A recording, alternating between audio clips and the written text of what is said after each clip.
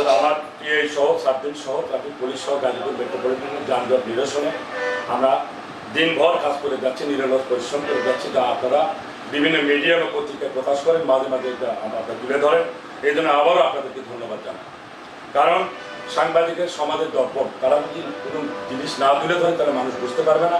আমরা কাজ করছি, এটা যদি আমরা না তুলে ধরতে পারি তাহলে মানুষ বুঝবে না।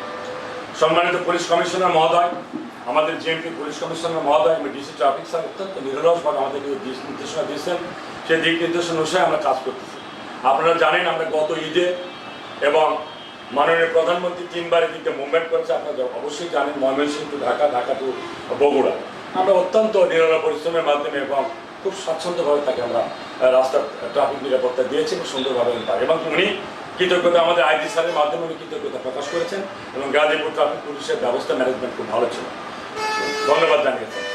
আপনি ধন্যবাদ দেন। গত পরশু অর্থাৎ কালকের দিন 12টার থেকে একটা প্রচণ্ড বৃষ্টি হয়েছে, এটা আপনারা জানেন। ন্যাচারাল কারণে বৃষ্টির দরকার আছে। বৃষ্টির কারণে আমরা রাস্তায় খুব যানজট সৃষ্টি হয় এবং যানজট সৃষ্টি হওয়ার কারণে অর্থাৎ কোনাবাড়ি থেকে ঢাকামুখী যে গাড়িটা প্রচণ্ড টেল হয়ে যায়, যে কোনাবাড়ি নওদর পর্যন্ত চলে যায়, আমরা 3-4 মিনিট সময় লাগে।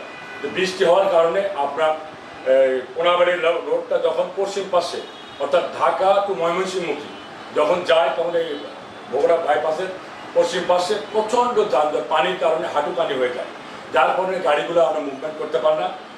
আমরা আমাদের ফেসবুকে অনেক ছবিতে অনেক টিআই তানভীর এবং সার্জেন্ট শাহরের কালকে ডিউটিতে ছিল, তারা অনেক প্রতিবেদন দিয়েছে, অনেক কষ্ট করেছে হাঁটুপানির মধ্যে। কিন্তু আমরা কষ্ট করে শুধু লাভ নেই, এটা একটা সমন্বয়ের ব্যাপার। এটা city corporation, roads and highway, BLTA সবাই সমন্বিতভাবে কাজ না করলে আমাদের ট্রাফিকের পক্ষে আসা সম্ভব না।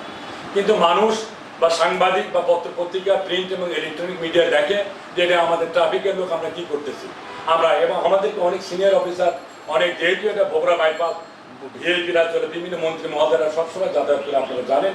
আমরা সবসময় তাকে স্বাচ্ছন্দ্য বা পাস করি। কিন্তু অনেক সময় এই বৃষ্টির কারণে আমরা জলাবদ্ধতার কারণে, ড্রেনেজ ব্যবস্থার কারণে আমরা পাস করতে পারি না। আমরা বহুবার আমরা বলেছি, বিভিন্ন মাধ্যমেই বলেছি, আমরা জানাইছি তাদেরকে, সিটি কর্পোরেশনকে বলেছি, বিনীত অনুরোধ করেছি যে পানির সময় দরকার হলে তারা ঢাকনা খুলে দেখ বা একটু আশু ব্যবস্থা গ্রহণ করুন। তারা ব্যবস্থা গ্রহণ করলে ড্রেনেজের ব্যবস্থা কী জানে, তার টেকনিক্যাল প্রবলেম কী, এটা তারাই জানে। আমরা ট্রাফিক সিস্টেম গাড়ি ঘোড়াকে মুভমেন্ট করার জন্য যদি পানি পাই, পানি হওয়ার কারণে গাড়ি রাস্তা এক লেন হয়ে যায়, অন্য লেনে গাড়ি দেন, তারা মনে করে সেখানে বড় গর্ত আছে, খানা খন্দক আছে, গাড়ি পড়ে যায়, গাড়ি ক্ষতি সাধন হবে। অর্থাৎ আমার গাড়ি হলে, আপনি সাংবাদিক, আপনার গাড়ি হলে আপনার গাড়িতেও চাইবেন না যে বড় ধরনের একটা ক্ষতিগ্রস্ত হোক। এইভাবে হয়, লম্বা লাইন হয়ে যায়। আমরা সঠিক চেষ্টা করি আমরা সেই দুর্ভোগ আমরা জনদুর্ভোগ সৃষ্টি হয়। তাই আমরা আশা করি এই বিষয়টা সবাই নজর দেবেন।